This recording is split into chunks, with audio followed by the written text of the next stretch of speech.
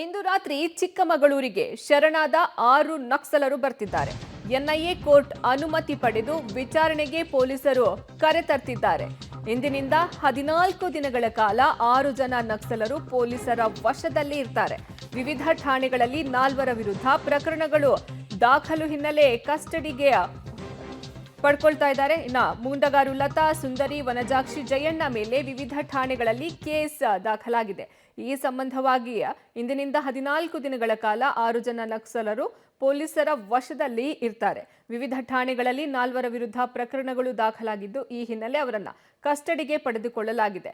ಇಂದು ರಾತ್ರಿ ಚಿಕ್ಕಮಗಳೂರಿಗೆ ಶರಣಾದಂತಹ 6 ನಕ್ಸಲರನ್ನ ಕರೆದುಕೊಂಡು ಬರಲಾಗ್ತಾ ಇದೆ. ಮುಂಡಗಾರು ಲತಾ, ಸುಂದರಿ, ವನಜಾಕ್ಷಿ, ಜಯಣ್ಣ ವಿರುದ್ಧ ವಿವಿಧ ಠಾಣೆಗಳಲ್ಲಿ ಕೇಸ್ ದಾಖಲಾಗಿದೆ. ಇನೋವಾ ಮತ್ತು ಬೊಲೆರೋ ವಾಹನಗಳ ನಡುವೆ ಅಪಘಾತ ಸಂಭವಿಸಿದೆ. ಇಬ್ಬರು ಗಂಭೀರವಾಗಿ ಗಾಯವಾಗಿದ್ದು, 5 ಸಣ್ಣ ಪುಟ್ಟ ಗಾಯ ಆಗಿದೆ.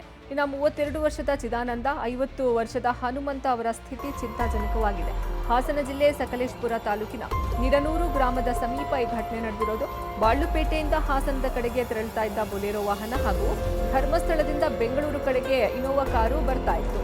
ಈ ವೇಳೆ 5 ಜನರಿದ್ದ ಇನೋವಾ ಕಾರು ಡಿಕ್ಕಿ ಹೊಡೆದ ರಭಸಕ್ಕೆ ರಸ್ತೆ ಬದಿಗೆ 2 ವಾಹನಗಳು ನುಗ್ಗಿವೆ.